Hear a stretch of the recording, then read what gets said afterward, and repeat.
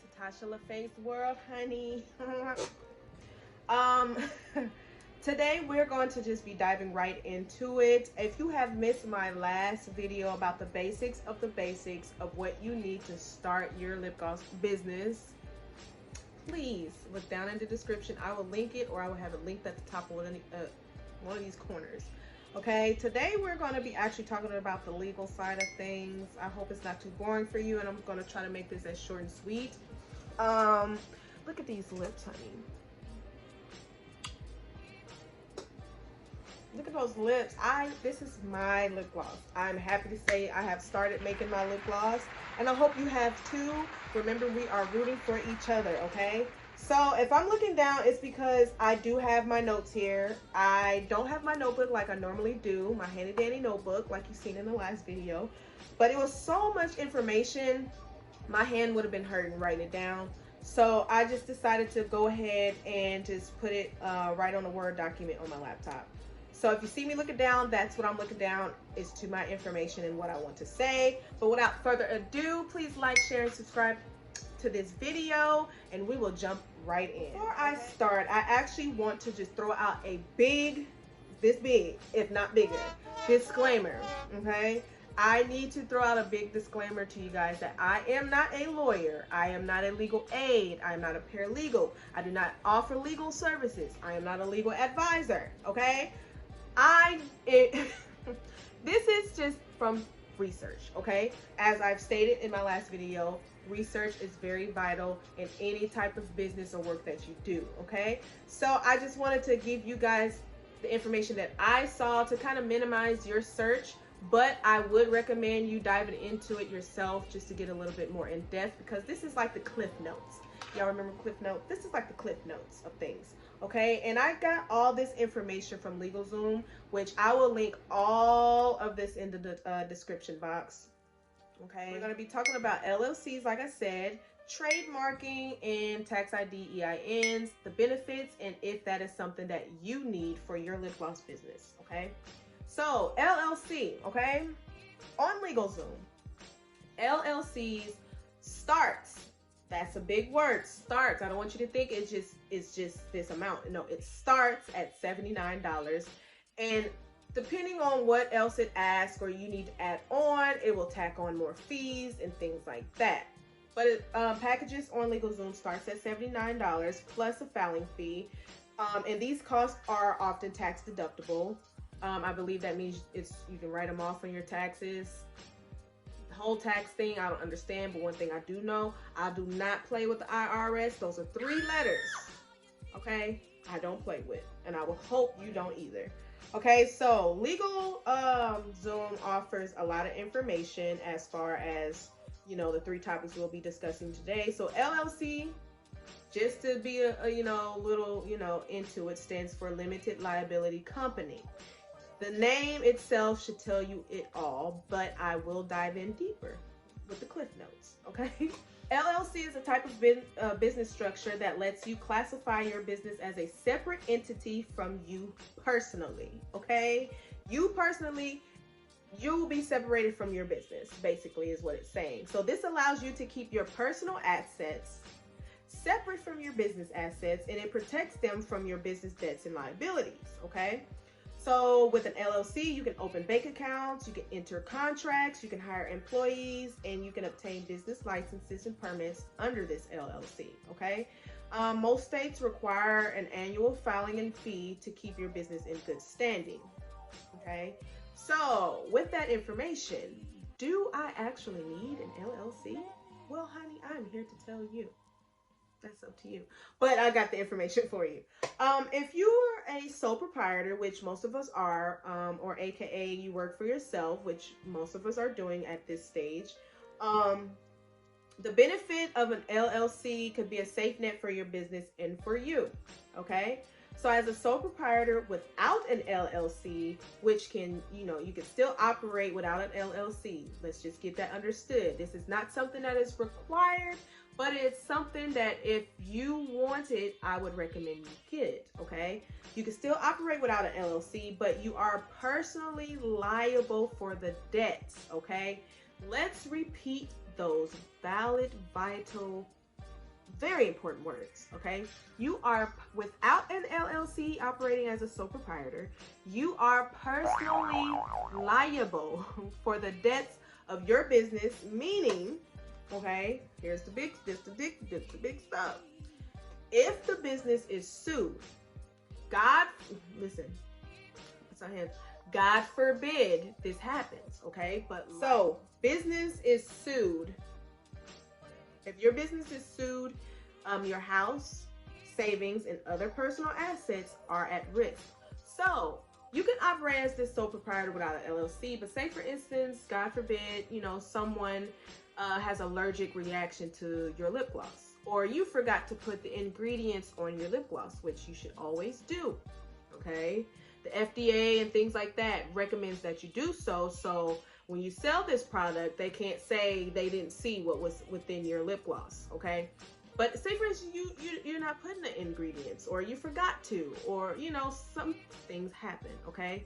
And this person just happens to have an allergic reaction, and they haul off and say, I'm suing because I didn't know such and such was in this lip gloss. They didn't have it listed on their ingredients, or the ingredients wasn't even there. I didn't see the ingredients.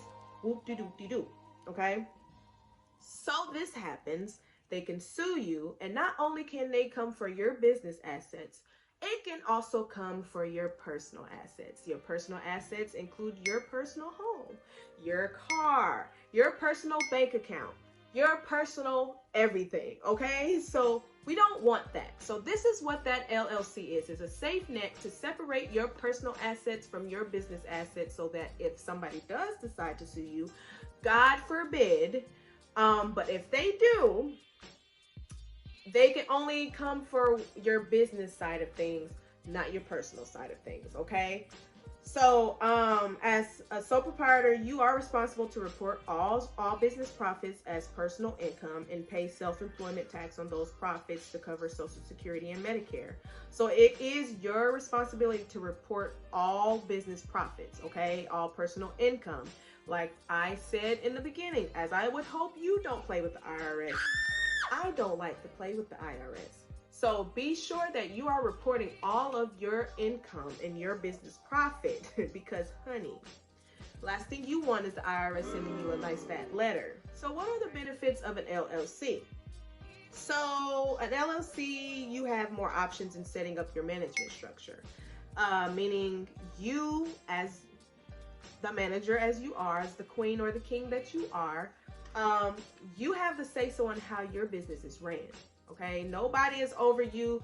You're it. You're at the top tier. Okay, you're at the top of the pyramid. You're there. Like, you get to say how your management is ran. Okay, so that's a good thing about having an LLC. Another benefit is, as we've stated, it protects you and your assets. It protects you and your personal assets, including your car, your home, and bank accounts from liability if your business is ever sued or incurs debts. God forbid. Okay. Lastly, it gives you tax flexibility. With an LLC, you get to choose how you'll be taxed. I didn't really dig into much information as far as this, but they do have information further on LegalZoom, which, like I said, it will be linked in the description box. I would urge you to do a little bit more research on that type of information. Into trademarking. So trademarking, I think we all pretty much know what trademarking is, but for the sake of this video, I will dive into it. It's not as lengthy as the LLC or the EIN information, but it does hold some valid, viable information, okay?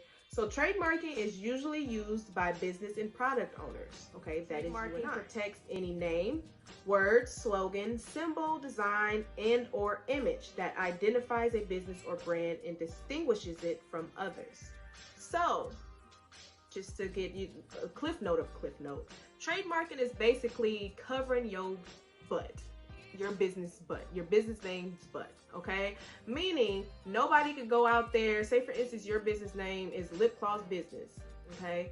If that lip gloss business name is trademarked, nobody else can take that name and start selling and making profit off of it. If they do, honey, you can file a big fat lawsuit, okay? Because if they're making profit off of your name without your consent, that is a big deal. Now, If you do not trademark, however, which I hope you do, that person can take that name and they can themselves trademark it, you know, and you'll be, you know, up the creek because you did all this branding, you've done all your labeling, you've done all your business cards, your thank you cards with this name, and now you have to restart everything. And now that that person has trademarked or took your name, first of all, and trademarked it, they can sue you now if you even decide to think about using that name that you initially thought of. So trademarking is very what's the benefit of trademarking? I think I gave you a little bit of it, but this is from LegalZoom and I'll read what they have, okay? Trademark registration is a great enhance of one's rights by providing legal evidence and public notice of ownership. It confers nationwide exclusive rights to the mark and allows the holder to bring federal lawsuits against infringers, okay? In addition, only registered trademarks can use the R symbol, you know, like the little R. So like Coca-Cola has like that little teeny weeny circle with the R at the top. I like that little bit. That means it's trademarked. So you can't be out here just stamping, you know, or making shirts or calling your lip gloss Coca-Cola. Big fat lawsuit, sweetie, because they have that name trademarked, okay? So how long does a trademark last? A trademark registration can potentially have an unlimited term, but must be renewed every 10 years. So every decade, just make sure you renew your trademark, because I believe at that 10-year mark, if it is not trademarked, pretty much you're back to square one. Somebody can steal everything that you worked for, and with 10 years work in, who wants to restart? Nobody, sweetie.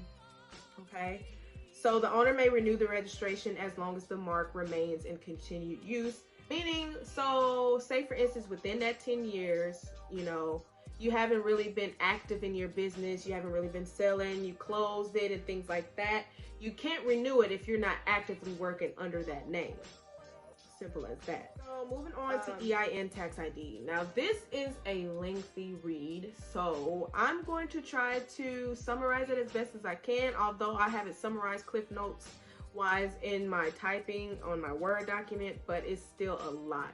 So that's why I am linking everything in the description box for you to do your own little diving work and to figure out, you know, okay, tax ID, EIN, is that something for me? Okay.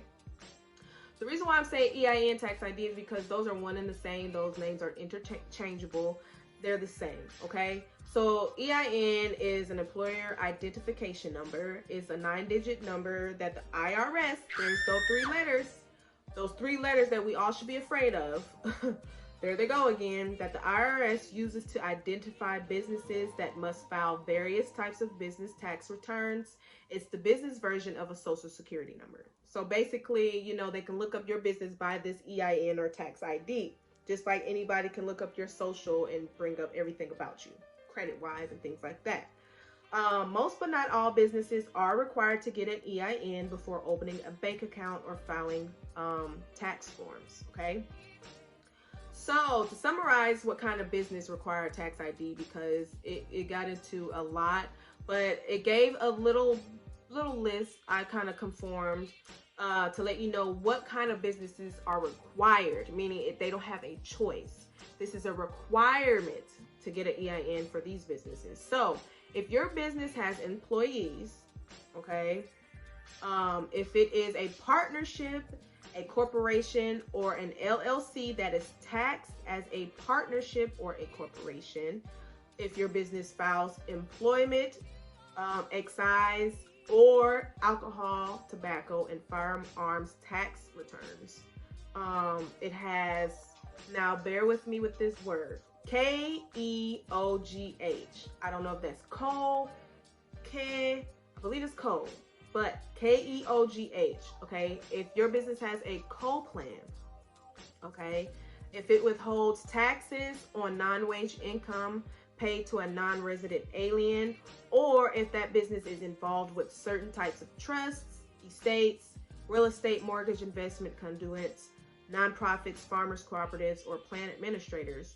These are required businesses that need to file for an EIN or a tax ID. I know that was a lot to, take in, but like I said, I will link everything in the description box below for you to dive a little deeper. So I know you're probably asking what businesses don't need a federal tax ID, okay?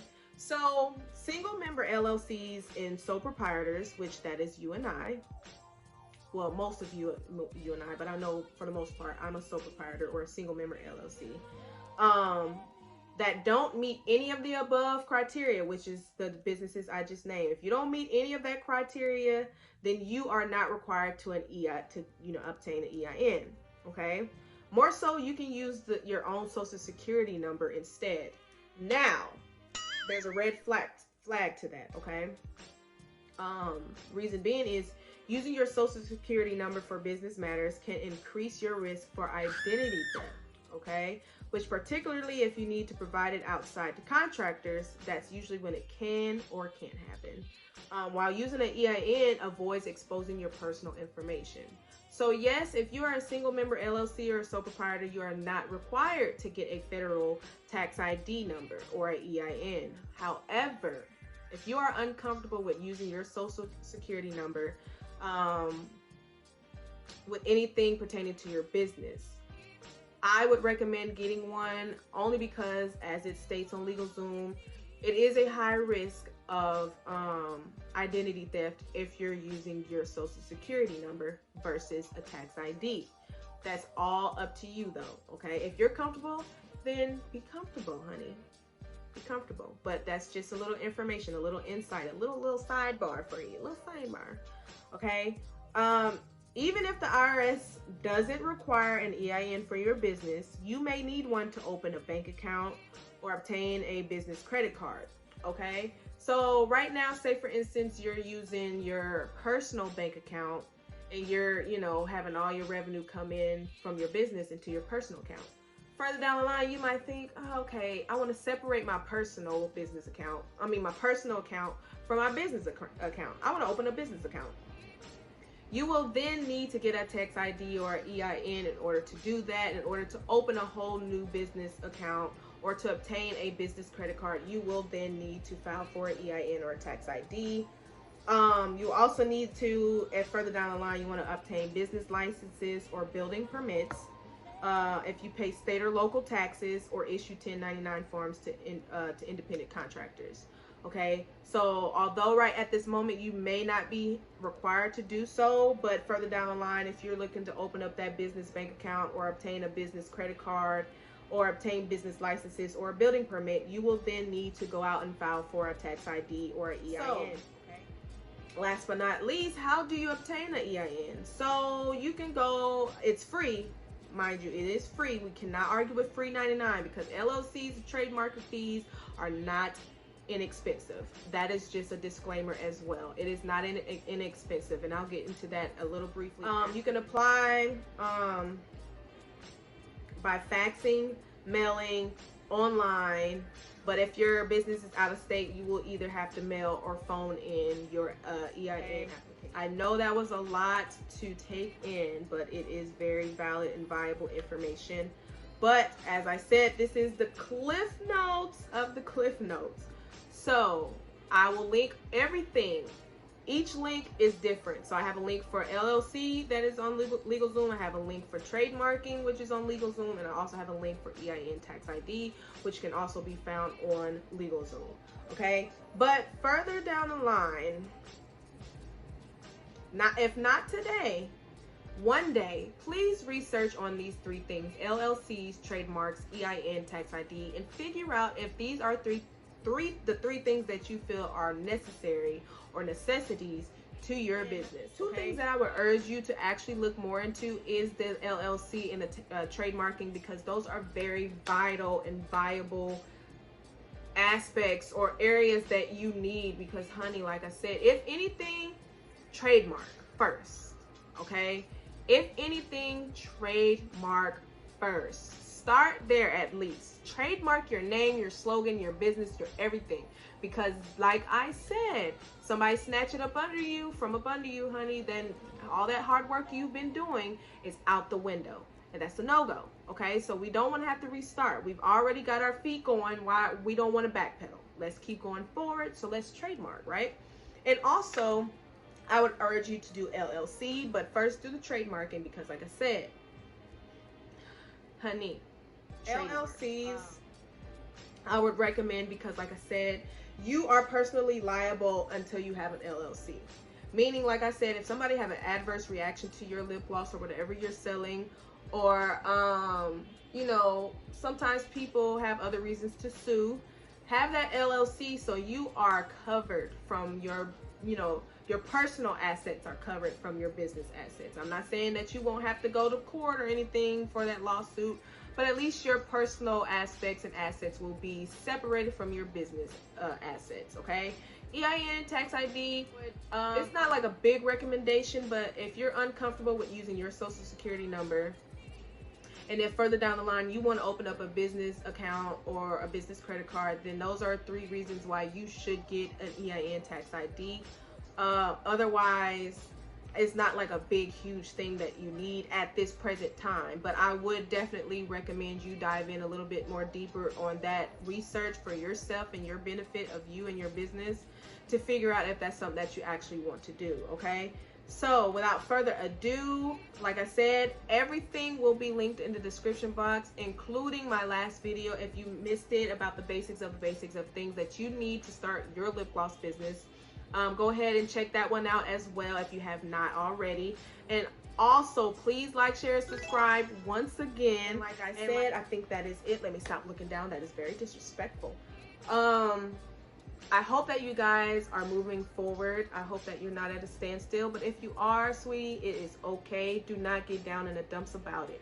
We all take our time. We all move at our own pace. Take your time, because this is your baby. This is a business. This is not just something that you're going out there and just doing. This is something you're doing this for yourself. If not yourself, you're doing it for family. If not your family, you're doing it for somebody. If you have children, set that tone, okay? Take your time. I'm rooting for you, as I hope you're rooting for me, and I'll catch you guys in the next video.